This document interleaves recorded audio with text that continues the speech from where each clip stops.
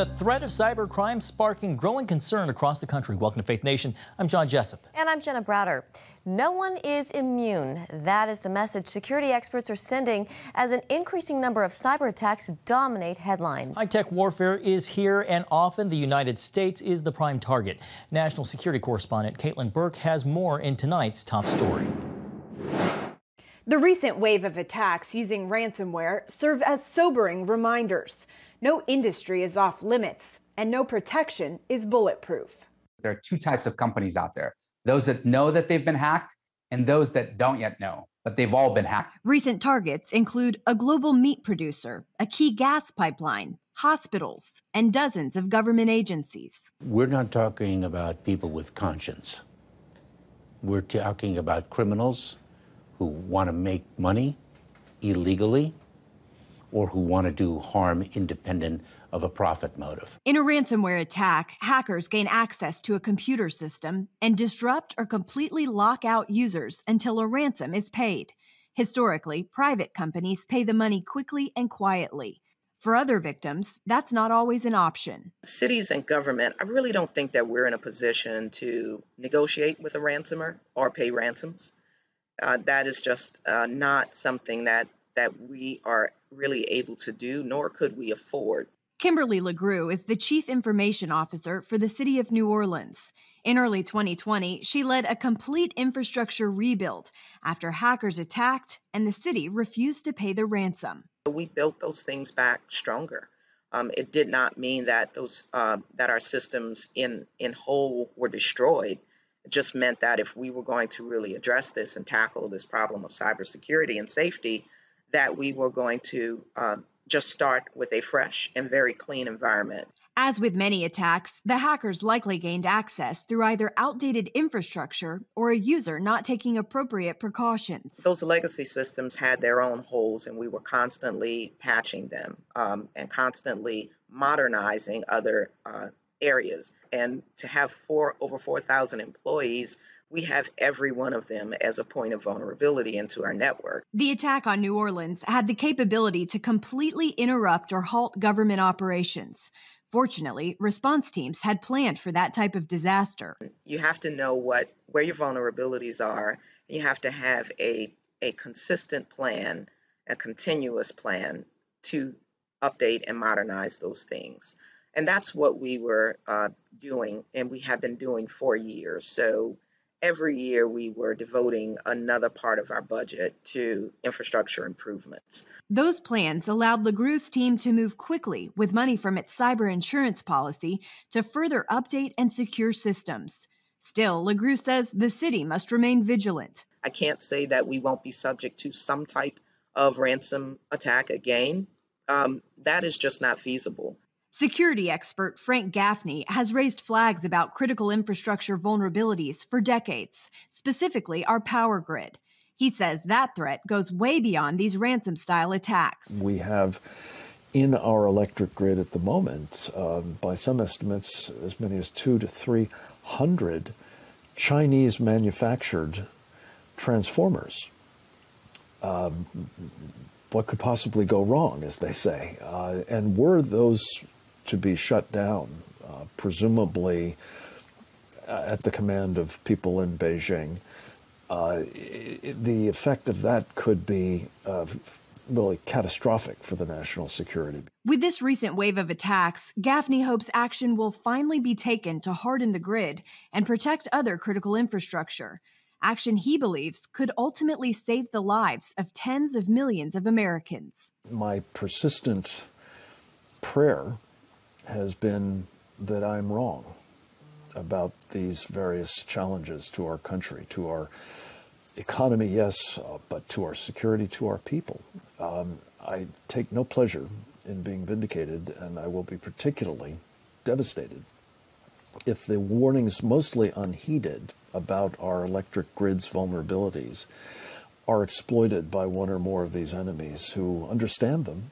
The reality is America is under attack from a number of sides, and it's the very connectivity we rely on every day that makes us most vulnerable. Caitlin Burke, CBN News. Thank you, Caitlin. Well, Elizabeth Newman is a counterterrorism expert and former Department of Homeland Security official. I recently asked her about the rise in ransomware attacks and what it means for America's national security. Well, we're seeing a pretty significant increase in attacks. Last year, it was over a 300% increase of ransomware attacks alone. Now, ransomware traditionally has been seen as a criminal activity, and it is still perpetrated by criminal enterprises, people looking to make money. But what we've noticed in the last year with the targeting of hospitals during the middle of COVID and then our energy supply, our food supply, is that they are quite able to disrupt our way of life. And that brings with it concerns that you're going to impact not only our economic security, but also potentially our national security, because certainly our military and national security apparatus are reliant on energy and fuel just like the rest of Americans are. So it is this growing concern, and you've seen the government respond accordingly. You know, when it comes to ransomware, should the United States consider itself under attack? Absolutely. We've been under attack. And I think the thing that the recent attacks are allowing security experts to get the message out. I mean, it's been like 2 decades that this has been warned that there will be a day when the lights will go out, and it won't be because of a storm. It won't be because you forgot to pay your energy bill. It's because somebody somewhere across the world decided with a keystroke to be able to turn off the lights. And that capability, we've known it was in our future. And I would say for about the last 7 to 8 years, we have seen it be able to be demonstrated. It's just a matter of time before it happens here. So we need to take seriously this threat. How do we fight against cyber attacks? That's a great question. So the defense is certainly a key piece of this, making sure that we are doing what we need to do to have our systems secured, being a good computer user, meaning you have that 2-factor authentication where you're not only using a password but some other means to also validate that you are who you say you are, making sure that your systems are backed up. You know, we call that cyber hygiene. Having good cyber hygiene goes a long way, but we need to do more than that. We need to make sure we have backups to our systems so that if a system is attacked, we can move to manual processes and not disrupt whatever service that company was providing. And then more than that, we need to create pressure on either the nation states or the criminal actors that are conducting these attacks and make it more costly for them. The challenge with the cyber attack is it's actually relatively low cost to launch and extremely difficult to secure against. So it's high cost to protect. So we need to increase the cost on the attacker. And there are a number of cyber companies, experts in this field that are doing a great job. It's just a matter of now we need to make sure that the entire ecosystem, not just, for example, the banks, are secure, and that's going to take a whole of society effort. And I would say the last piece in increasing that cost is more offensive cyber measures, which I know the federal government has talked about doing. You've heard President Biden kind of allude to the desire to make sure that the criminal attackers as well as nation-state attackers know that if you're going to mess with us, we have the ability to mess with you. Elizabeth Newman, thank you so much for your time. Great to get your insights. Lights out on America's power supply, the cyber threat that could plunge the country into darkness when Faith Nation returns.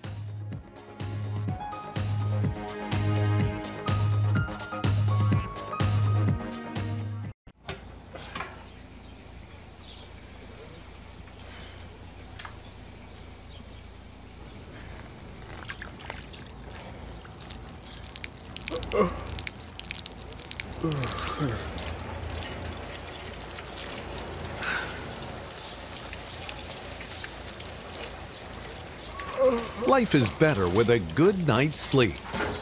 Get your free DVD or booklet of Protect Your Sleep.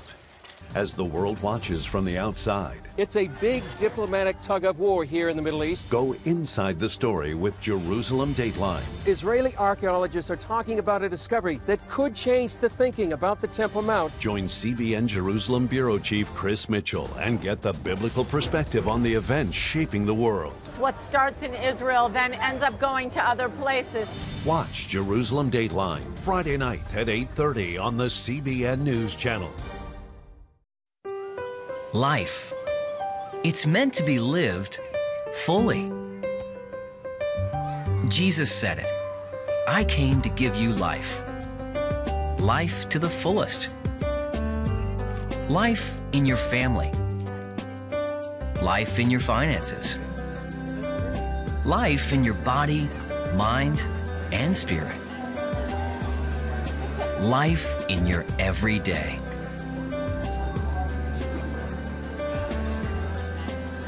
At CBN.com, we're taking what Jesus said seriously. We're here to help you discover life. Life. Live it fully. CBN.com.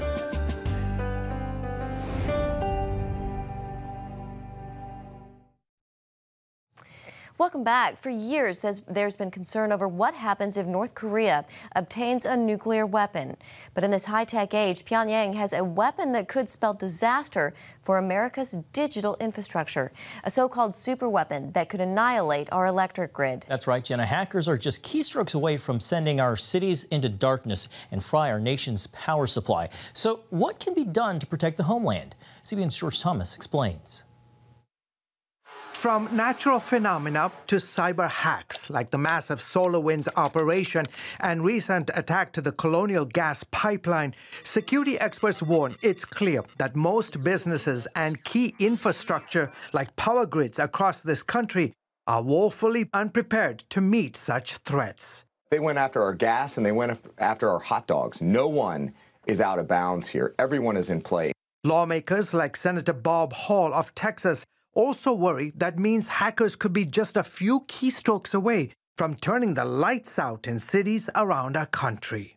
We are certainly vulnerable across the board to natural and man-made threats to our electrical grid system that could render it unrepairable in our lifetime. Hall tells CBN News that he's especially concerned about an electronic magnetic pulse, or EMP, attack against the grid. It entails simply one small nuclear weapon being detonated above the central part of the United States over Nebraska, Kansas area would put out create a pulse from coast to coast and border to border that would totally annihilate our electric system. There's really no excuse for the country to be vulnerable to EMP. Dr. Peter Pry, a former CIA intelligence officer, sits on the Department of Homeland Security's EMP task force.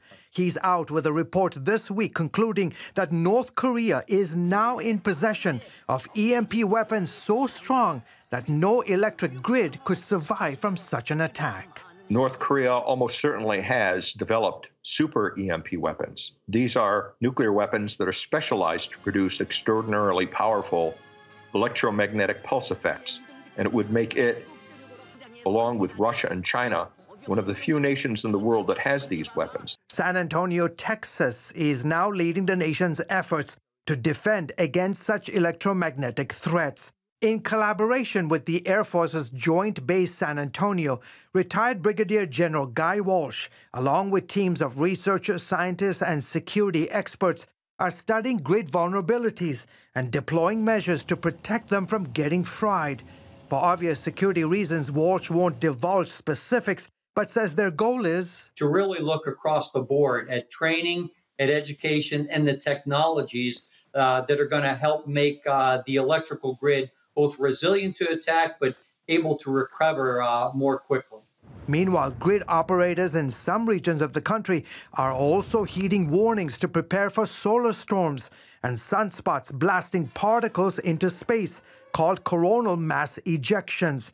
William Murtaugh's group at the National Oceanic and Atmospheric Administration, or NOAA, maintains a direct line with all the electric companies in the event of a geomagnetic eruption. When we see one of these large eruptions occurring on the sun and what we call a coronal mass ejection coming towards Earth, we initiate this hotline call and we make communication with essentially the entire grid, owners and operators across the nation. Researchers with the U.S. Geological Survey released this map last year showing grid systems in the Midwest and Eastern Seaboard that are particularly vulnerable to solar storms. Murtagh says electricity operators are now constantly assessing areas of vulnerability. If there's vulnerability to certain equipment, maybe they can modify that equipment, the manufacturing of that equipment, to make it hardened, to make it better protected against the geomagnetic storm. There are many different actions they can take to ensure that the grid stays up and running during these big geomagnetic storms. Still, the big challenge is that many of America's electricity systems weren't designed or built with the thought of being protected against cyber threats or EMP attacks. The systems themselves are very antiquated. They're very old. Security is very difficult to do on these types of devices. And we've seen in prior attacks where Russia has infiltrated our power grid from a military preparedness perspective, which means in the event that there is a conflict, could Russia impact our grid? Former NSA hacker David Kennedy tells CBN News that only a few of them are even prepared to handle today's level of hacking sophistication, especially those attacks coming from China. China is very pressing because they have a very long-term view. They're very focused on intellectual property theft, as well as their military capabilities from a cyber warfare perspective. I mean, they're handing it to us here in the United States from a cyber warfare perspective, and they're definitely scary. The energy industry is the third most targeted sector for cyber criminals, behind only finance and manufacturing.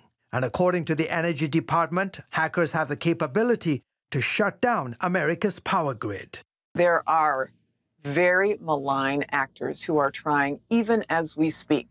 There are thousands of attacks on all aspects of the energy sector and the private sector generally. A new survey this week from the nonpartisan group Protect Our Power found a majority of people support federal funding to secure our nation's electric grid ahead of potential catastrophe.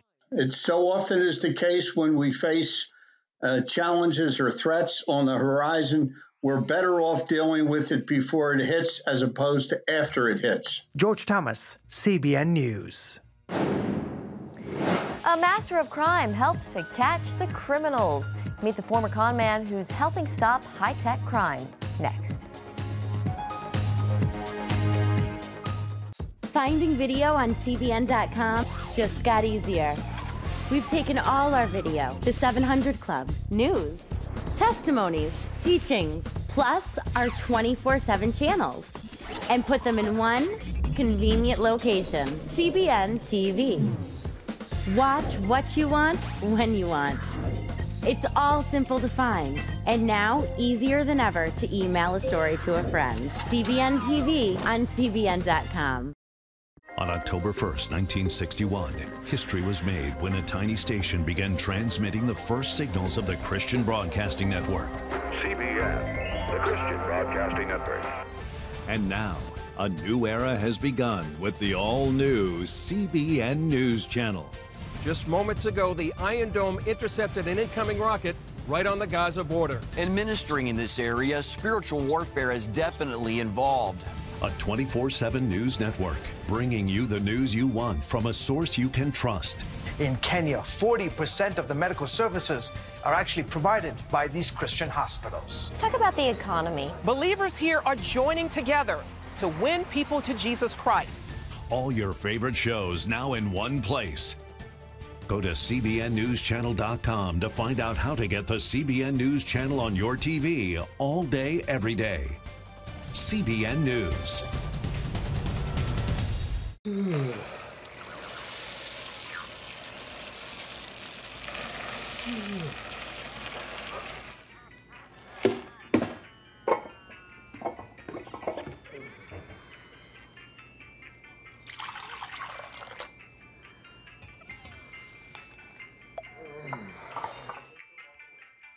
Life is better with a good night's sleep. Get your free DVD or booklet of Protect Your Sleep today. Life. It's meant to be lived fully. Jesus said it. I came to give you life, life to the fullest. Life in your family, life in your finances, life in your body, mind, and spirit, life in your everyday. At CBN.com, we're taking what Jesus said seriously. We're here to help you discover life. Life. Live it fully. CBN.com.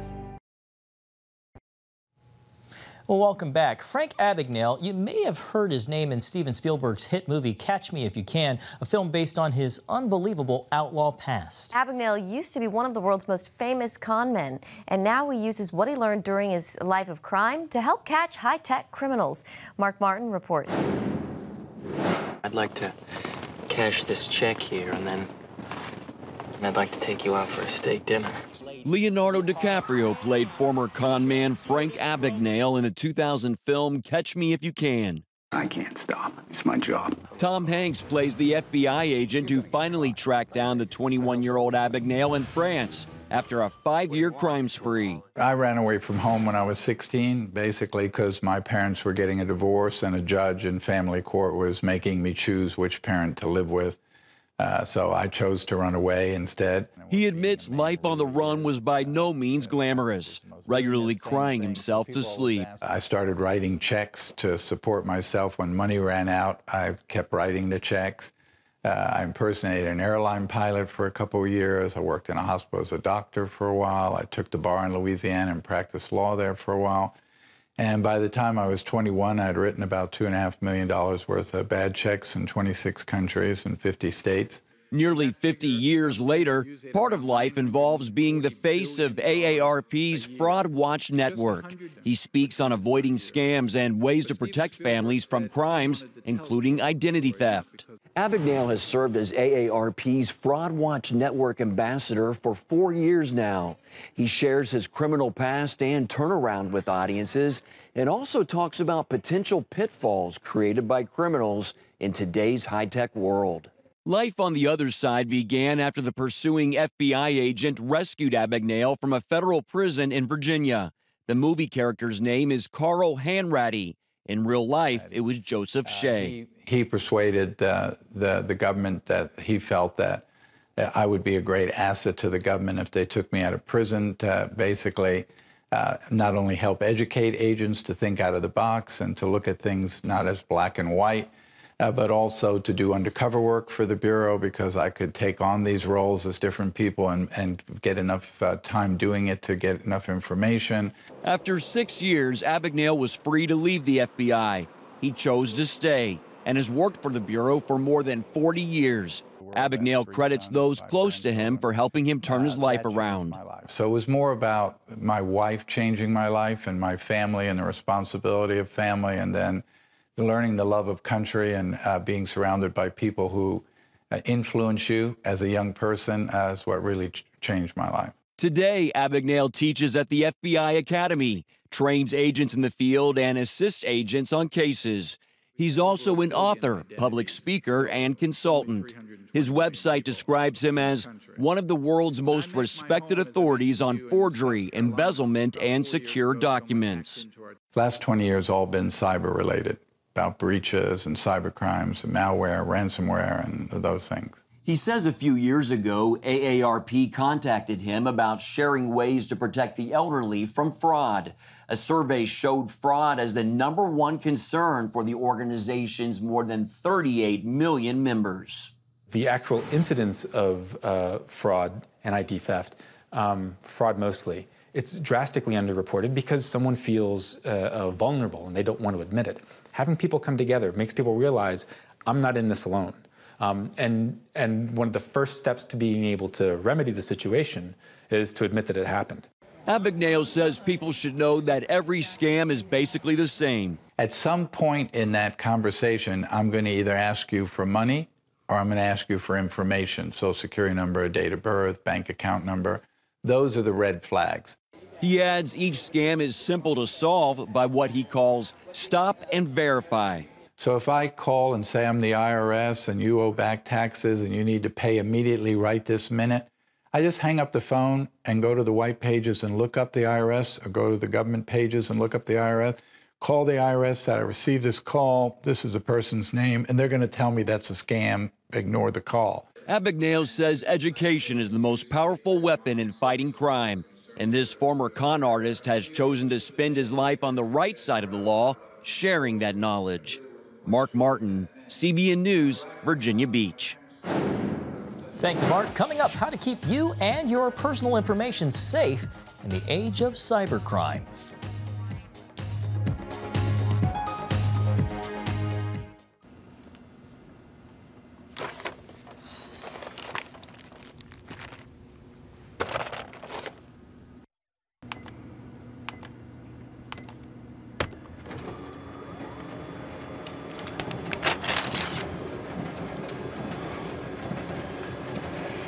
Life is better with a good night's sleep. Get your free DVD or booklet of Protect Your Sleep today. I'm Ephraim Graham, and this is Studio 5.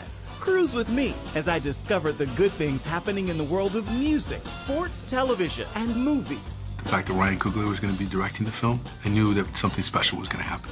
We'll chat with artists at the forefront of entertainment and explore the connection between popular culture and faith. I asked my pastor, I said, well, does that mean I'm supposed to be a preacher? He says, well, no, you already have a pulpit. Wednesday night at 8:30 on the CBN News Channel.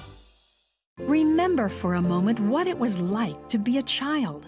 You believed every story you were told. You saw a world full of endless possibilities. What stories will the world's orphaned and at-risk children believe? We believe the Bible tells the only story truly worth believing.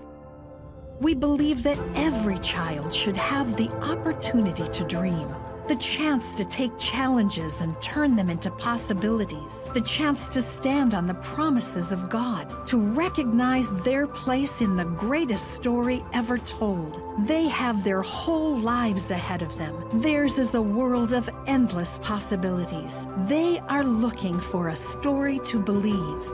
We will tell them that story. Will you join us?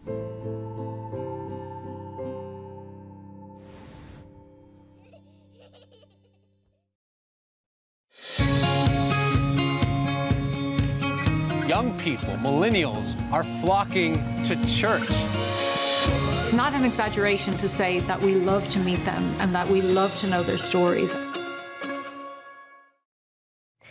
Finally tonight, if you read the headlines, you may think cyber attacks just affect businesses who can pay out big ransoms. But experts warn everyone is at risk. That's right. And believe it or not, hackers aren't just after your money. They're also after something just as valuable, your data. To keep yourself safe from cyber criminals, there are a few simple steps you can take. Experts say opt for extra protection. While most computers do come with some standard security systems, buying a third-party malware program is worth the cost. Also, remember to update often. That way you can have the latest security patches to protect yourself and be aware of what you're clicking on. If a link or email looks suspicious, it's probably best just to avoid it and hit delete. All good information. Yeah, I will admit, sometimes I don't update quite as often as I should, but... Guilty as well. Have a great night.